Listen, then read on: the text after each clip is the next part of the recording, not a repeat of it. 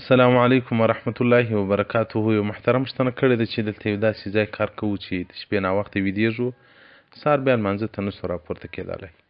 نو لمونځونه اکثره وخت راڅخه قضا کېږي. نو هره ورځ موږ د دې قضا یې راوړو. او دغه رنګه یو بل ورور پوښتنه کړې ده چې د سهار لمونځ د سړي څخه قضا سي، څه وخت بیا قضا یې راوړي. او محترمینو، الله جل جلاله په قرآن عظیم شان کې راته وایي ستاسو د پاره مو شپه لباس ګرځولې ده او ورځ مو درته معاش ګرځولې ده د خپل رزق د طلبولو دپاره. له بده مرغه موږ شپه ورځ که ورځ مو شپه کله د شپې کسب کوو، د ورځې بیا ویده یو. لمونځونه مو قضا سي، د چا څه پر فیسبوک قضا سي، د چا څه پر کاروبار او بزنس باندې قضا سي. بیا به الله جل جلاله ته د دې جواب ورکوو.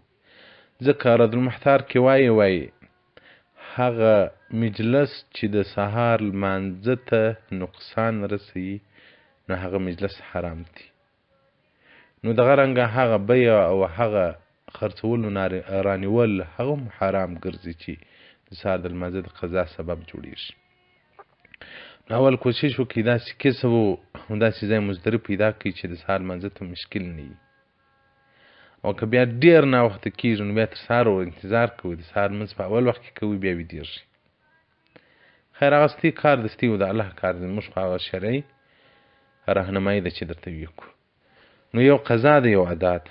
فقهای کرام وایي قضا چې ته وایي ادا چې ته وایي. ادا وایي تسلیم د عین واجب دی په خپل وخت کې، او قضا تسلیم د عین واجب دی بعد الخروج الوقت. د سهار لمونځ چې درڅخه قضا سو دا ستا پر ذمه دی، که نه راوګرځوې په ورځ د قیامت بیا الله ته جواب ورکوي. او پر یوه لمانځه قضا کېدلو باندې اویا غوټې د دوژخ انسان ته الله جل جلاله ورکوي چې هره غوټه به په دوژخ کې هغه 50,000 کاله وخت نیسي.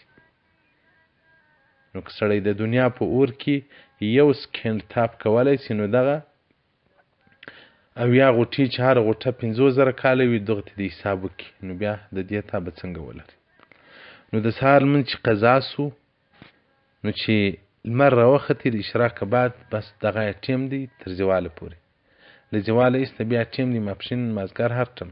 نو ښه دا دی چې د سهار لمونځ سړي څخه قضا سي هغه تر ماپښین له مخه راوګرځي. که تر ماپښین له مخه نو په ماپښین کې دې راوګرځي، که تر ماپښین له مخه راګرځاوه ورباندې فرض واجب دی راګرځي بې نو سنت به هم راګرځي، لمونځ فرض به هم راګرځي.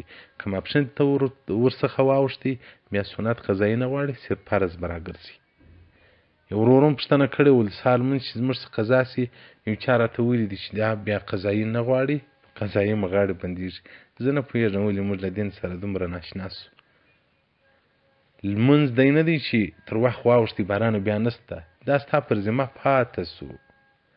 یا بیا په وخت خپل وخت کې ادا کوې، که د عذر په خاطر درڅخه قضا سي قضایي بیا راوړې، که قصدن قضا کې هم بیا قضایي راوړې. حاصل تحتوي علی المراکل الفلاح 440 باب قضاء الفوائد. والسلام علیکم ورحمة الله وبرکاته ومغفرته.